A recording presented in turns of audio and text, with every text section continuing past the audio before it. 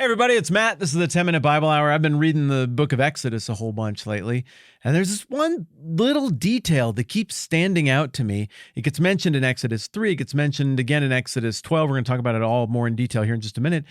And it's this idea that when the Hebrew slaves got set free, like right as they were leaving, God apparently made the Egyptians sympathetic to the Hebrews somehow.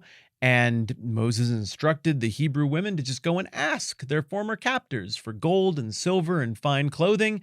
And the Egyptians were like, yeah, okie dokie, here you go. You can have all of those valuables, just take them with you. And in this weird way, the Hebrews plundered their former captors, the now defeated Egyptians. So in this video, I want to talk about the idea of plundering in the ancient world. I want to talk about an example of someone, a king, who is boasting about plundering to get a sense of how people thought about it. And then I want to look at this as a social phenomenon. What might have been going on inside the heads of the Egyptians as they were handing over their gold and silver and fine clothes? Or maybe was there nothing going on inside their heads and God just miraculously made them do it, and that's all there was to it. And then I suppose after that, we'll think about what it all means, and then we'll just cash it in. All right, I'm going to play some music, and we'll get after it.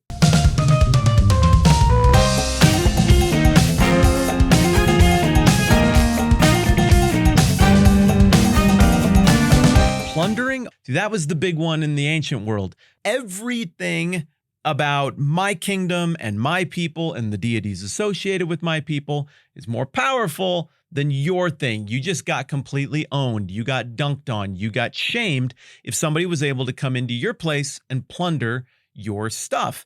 And as evidence of this, we've got stacks of old inscriptions, stela they're called sometimes, that are monuments to disrespect. I went to these people and these people and these people with all of my hordes, and we conquered their stuff, and we emptied out their treasure, and we brought it back here, and now we even make them pay us a payment every single year to remind them of who's boss. One of my favorites is this one that is by Esarhaddon. He was an Akkadian king. This dates to, I don't know, I didn't actually write it down, the 7th century BC somewhere. And this guy, he is really, really fond of himself. Esarhaddon, this is him talking about himself. The great king, the mighty king, king of the universe, king of Assyria, viceroy of Babylon. He goes on and on and on. There's a whole paragraph here about how awesome he is. All who were not obedient to him, to me, the princes who didn't submit to him, like a reed of the brake, he has snapped and trodden them under his feet. That's a lot. And then he goes on to talk about how he was powerful in battle and combat, destroyers, habitations of his foes, killer of his enemies, and he makes them pay tribute, and he crushes unsubmissive princes. He went to rule over all of Egypt. He appointed new kings, viceroys, governors, commanders. He made them offer fixed dues and made them pay tribute, a yearly tax without ceasing. He made them do that. And then he wraps up his inscription, his dunking on everyone, by saying, whoever shall destroy this stela from its place, or shall blot out my inscribed name and shall write his name, or shall ever cover it with dust, or cast it into the water, or burn it in the fire, or put it in a place where it can't be seen, may Ishtar, lady of combat and battle, destroy his manhood so that he is like a woman. That's how it wraps up. You're welcome to be offended by that if you would like. Just know that it's 2,700 years ago. People thought about things a little bit differently when they carved their stone inscriptions to insult each other. Here's the thing, though. Stuff means stuff, right? We've talked about that a gajillion times in the history of our internet friendship here. Everything means something. That finger means something different than that finger. The cut of your blue jeans means something different than the cut of the cowboy's blue jeans. And imposing tribute on someone and breaking down their walls means something. And one of the things it means is it's not just that this guy is better, but notice all of the theistic language here. It means he thinks his God is better and that he has the favoritism of that God. Well, it would make sense then that if the Bible is unfolding against the backdrop of this world and this culture, that we should expect to see similar dunkings on, similar gestures of disrespect being given and taken by the human characters we follow through the story. And indeed we do in the book of Exodus. The Hebrew slaves who were held captive at the beginning of the book of Exodus, who were forced to build grain cities for the Egyptians, Pithom and Ramses, it says, who were subjected to vile, brutal, ruthless punishment by Pharaoh.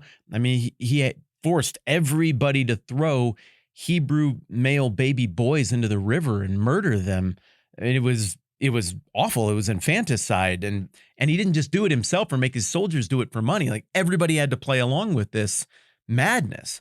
So you get this horrible situation in Exodus, and obviously the headliner here is like God shows up. He does these, well, the literal language of the text is wonders. They're plagues, is what we tend to call them. And it breaks the spirit of Egypt. And ultimately, Pharaoh, of course, as the story goes, lets Moses and the Hebrew people go, then changes his mind, chases them down out in the desert. God parts the sea, and the Hebrew people, God's family of faith, walks across on dry land, and then the sea closes in on Pharaoh's pursuing chariots, his pursuing army.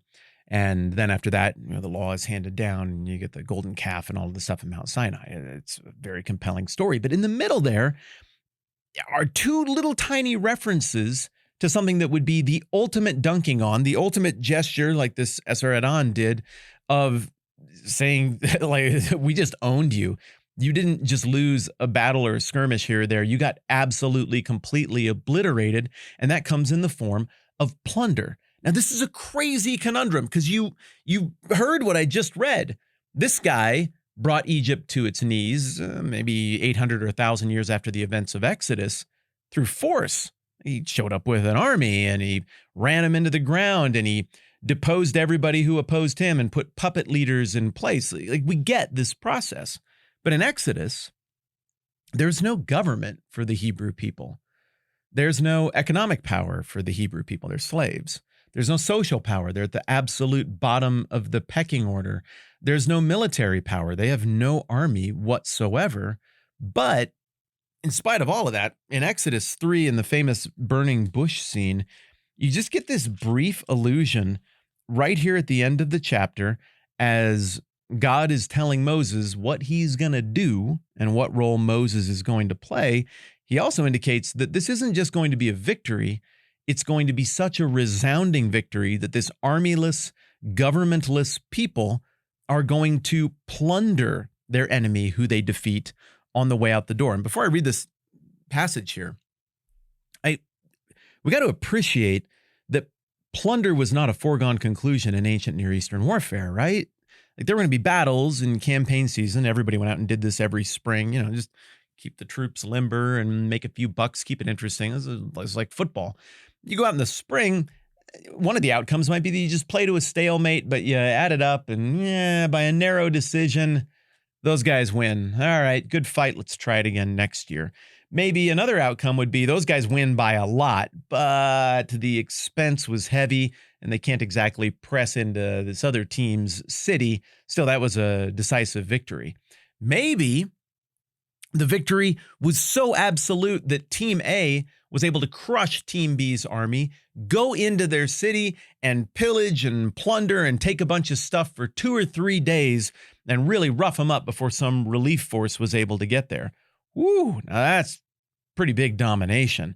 But it's not a foregone conclusion that plunder was going to happen. If plunder happened, it means you really, really won. You dunked on, you disrespected, you gave the inappropriate finger to the people who you beat, and everybody knows that it happens. So imagine how Moses is feeling when he's some guy in the desert who had to flee Egypt because he killed somebody in a defensive rage, and now he's out here in the middle of nowhere. He has this burning bush thing, and now God is showing up. He's like, nah, yeah, you're going to win.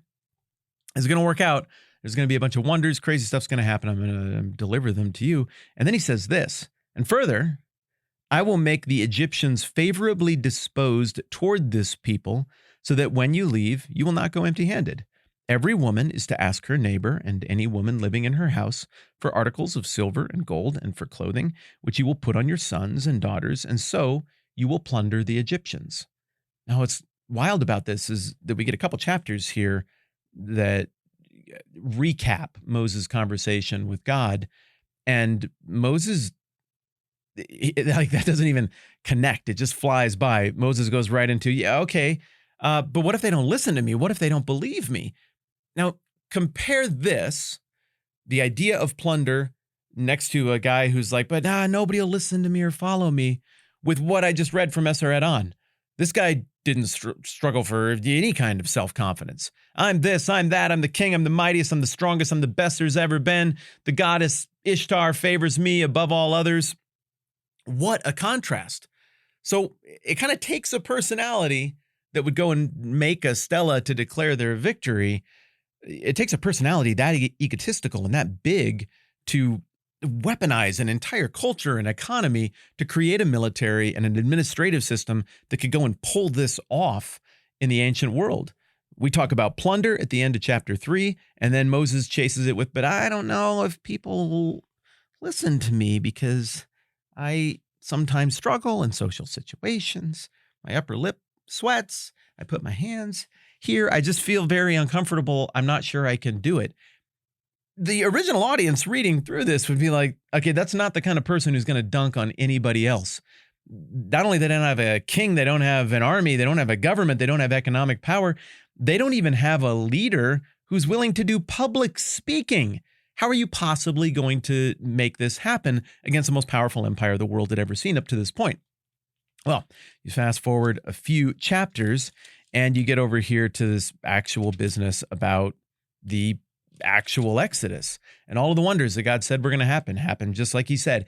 Each wonder, each plague demonstrates the power and authority of the true God, the God of Abraham and Isaac and the God of Moses, over these Egyptian particular deities who each have theoretically one superpower. They oversee one aspect of existence or life or the order of things.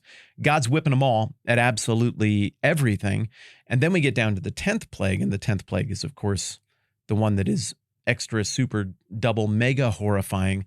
It's the one where the Egyptian killing of the Hebrew firstborns boomerangs back around on them, and now it's their firstborns. Well, I mean, I guess all of the Hebrew babies were getting killed regardless of birth order, but that's the way it plays out with the events of the Passover. Those who put the blood on the doorpost, the angel of death, God's judgment passes over that, but a whole bunch of other people die, and it seems to break the will of the Egyptian people.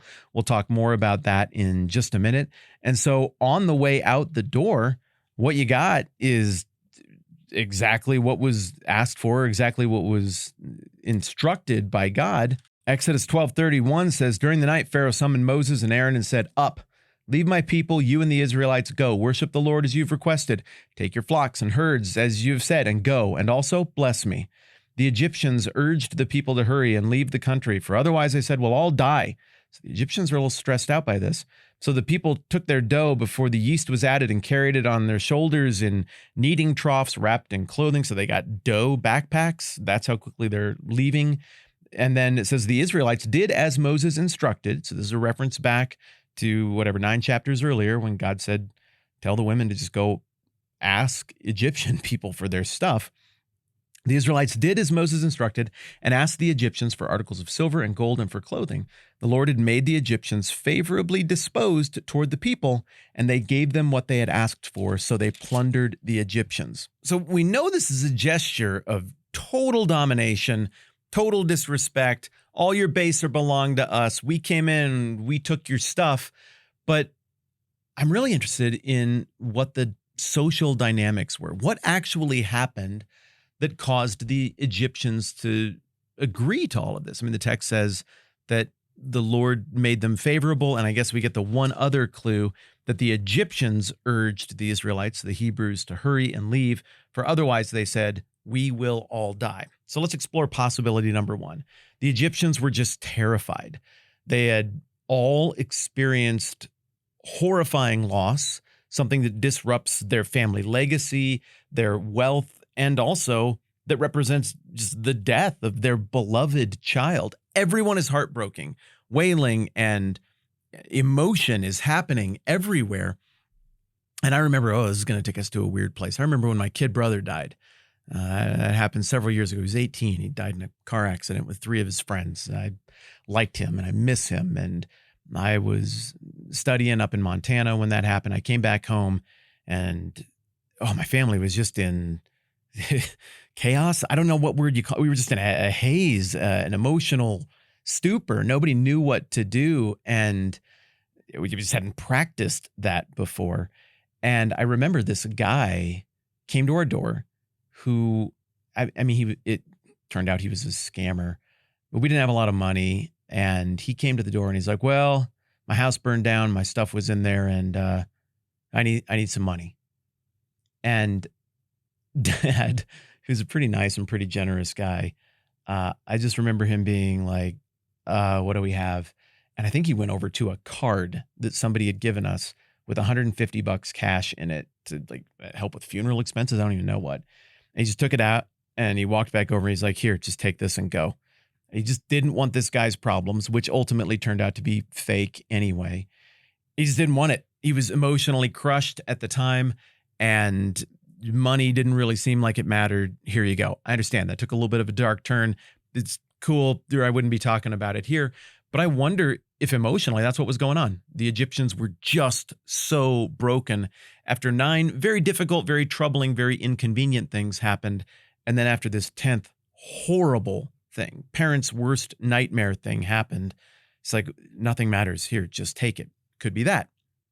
But we do get that language about, get out of here or we're all going to die. So possibility number 2 is that they're just thinking in the same categories that Esarhaddon and the pharaohs and everybody thought in, that being, you got to bribe your conquerors. You got to bribe a foreign deity. You don't really seem to have a temple of this god who performed all of these wonders and who struck us by his hand of judgment in the night. So you're the closest thing here. Just you take our gold and our silver. Just take it, and please take your god with you so that no more of this stuff happens. Because, what do the Egyptian people know at this point? Like, maybe this god is coming back. Maybe there'll be another pass through the city, through the country. I don't know. Just here, take our money and please go away. So it's possible that it's just a bribe. It's possible that what we're also seeing here is a shift in public sentiment that we see happen from time to time in culture, where a people group loses their appetite for oppressing and injuring a long oppressed people group. Let's be frank about it. We've seen it in this country. Remember, it was not that long ago that you could buy, sell, and trade humans if their skin color looked a certain way in this country.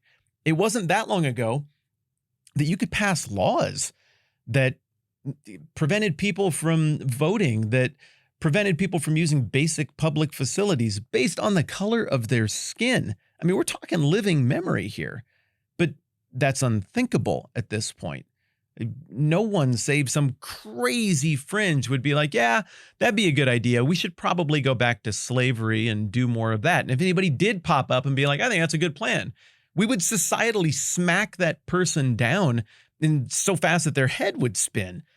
Like, it's just public sentiment has changed from this being like a 50-50 issue in the country. Should we have slaves and oppressed class or not? To like, no, obviously not. It's evil in the highest degree. We're not doing that, and we're rejecting it at every level, and we're going to try to fix some of the legacy of damage that kind of long-term evil has done. Awesome. Did that happen in Egypt here maybe? It could be. Think about back here in Exodus 1 and 2. Pharaoh literally made a rule saying there are just too many of these Hebrew slaves, and we tried backbreaking labor to cut their lifespans and get them to settle down with their proliferation. It's not working, so we're going to have to kill a bunch of their male babies, and that should cull the herd a little bit. This is genocide. This is eugenics. This is infanticide.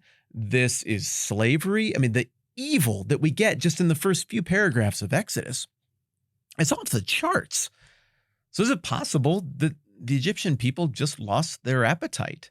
Now, look, some people put the events of Exodus in the 1400s BC. Some people put it in the 1200s BC. That's probably another video to debate those two dates. No, it's definitely another video to debate those two dates. But either way, either place that we put these events historically, we're within pretty close historical proximity of a pharaoh here or there who ran afoul of his people, lost popularity. People ceased to believe that that pharaoh had the mandate of heaven, the blessing of the gods. And pharaohs, from time to time, got deposed, got done away with, got disappeared, and then that would be the end of their reign, and a new dynasty or a new leader would crop up who was more in line with the will of the people. It wasn't a democracy, but ultimately all government and all governance comes back to the will of the people. If the people won't consent to be governed by whatever is going on here, they have the ability to completely break it at any given moment, even though most people in any given citizenry don't realize that they have that enormous power. Well, maybe this was one of those social movements. We don't know who the Pharaoh of the Exodus was. Maybe it's one of the pharaohs that we know did run afoul of the people and popular sentiment and had to go away. It could be that this was just too much, and being forced to participate in throwing a human baby in the river. I mean, that baby's made of the same stuff you're made of. Then that does something to a person's soul, I'd have to imagine. It's not even like, oh, I killed somebody in self-defense. You killed a baby. That's going to mess with you. And so maybe what's happened here is that behind the scenes of the book of Exodus, we've had a shift in public values and attitude toward the current regime, and they just had enough.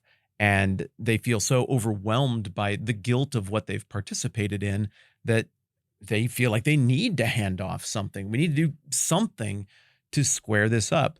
Could be a combination of all of those things. It could also be that what we're seeing here is just a miraculous trance where God said, you do not need your gold and silver anymore. And everybody's like, we do not need our gold and silver anymore. Here you go. And they gave them all of the best stuff. Whatever you make of exactly what the mechanics of this whole stunning social miracle are, the take home in an ancient Near Eastern context is the same. Egypt, the most powerful civilization the world had ever seen up until this point, just got thumped by a people group who they held as slaves, who had no land of their own to even go to, who had no king, who had no government, who had no money, no economic power, and no army. Further, who plundered the Egyptians? It wasn't even the dudes. It wasn't even the guys soaked from head to toe in the blood of their fallen opponents who marched into the city and took whatever they want and did whatever they did in a savage way, taking their victory to the next level of gore and horror and terror. That's always what happened after these kind of wins. Plundering was not an attractive thing. But this plundering is women asking for stuff. And then the people they asked being compelled to be like, sure. And they gave them their stuff. And then they put the riches on their kids, and then they headed out. Absolutely fascinating to think about what a statement this would have made to the rest of the world. Esarhaddon, he's going to brag and talk himself up because of what he accomplished. But who can really brag about what they accomplished in this plundering? No one. There is no king here. There is no power here. There's nothing to erect. And in fact, the only stone monument that we get out of this are the commands of God etched in stone, demonstrating that he is the true king and that he is the true authority over everything. Now, it's a very compelling and very interesting detail that I think would have played way harder to an ancient Near Eastern audience than it does for us. But if we take a couple minutes to think about the thing as we have here, it becomes all the more evident that this really is not a footnote. It is the dunk of the basketball. It is the exclamation point. It is the disrespect of disrespect to the hubris, the haughtiness, the arrogance of Pharaoh and the Egyptians. You might think that you're the most powerful thing in the world, but you absolutely pale in comparison to a flick of the finger of the one true God, who can bring you to your knees without an army to such a degree that you get plundered by Israel's women on their way out the door. Quite the thing to think about. In terms of genre, I think what we just did together here is 3 parts podcast, 1 part YouTube video. And from time to time, I just get into something. It gets really interesting and fun. I'm like, hey, you know who I want to share this with? The internet, because we have a good time together. We've been doing this for a long time. So thank you for indulging me on things like this and for being interested in the same kind of stuff I'm interested in. I know you're on a journey wherever you are, whatever that looks like. I very much am too. The exercise with this channel and the stuff I do on the internet is not, I solve things, then I come tell you to sneakily work you into thinking all of my thoughts and being just like me. I assume if you watch a channel like this, you're a person of goodwill who likes to think about it and consider it and reflect on it in service of the biggest questions about life and death and who we are as people and where we fit with God. And so I've really appreciated all this time that we spent together. I really look forward to all the time we get to spend together in the future, just honestly processing stuff that represents just little nuggets of this much bigger process of considering faith, considering God, considering the Bible, considering who we are and what we're doing and where we're going. And if you like that and you want to do it with me more often, there's a daily podcast. It's the exact same name, The 10-Minute Bible Hour, but podcast. It's audio only. It's free, of course. You can get that on your phone, on the computer. It's at thetmbh.com/podcast, or just search my name or 10-Minute Bible Hour on any podcast app. It'll come right up. We've been working on the book of Matthew. We're hundreds of episodes in, but don't be intimidated by that. It's like daily drive time, I don't know, radio. It's like this in terms of let's just talk like normal humans using normal examples and do our best to understand it, and then we'll land wherever we land. And I've really enjoyed that and really appreciate how many people are a part of it. If you haven't checked it out yet, I'd be grateful if you'd give it a look. Again, it's the 10-Minute Bible Hour podcast. I'll put a link down below. Thanks for thinking about this stuff with me. I don't think I'm quite done with Exodus yet. We're going to do a little bit more on all of this business in the coming videos. I appreciate you. I'm Matt. This is the 10-Minute Bible Hour. Let's do this again soon.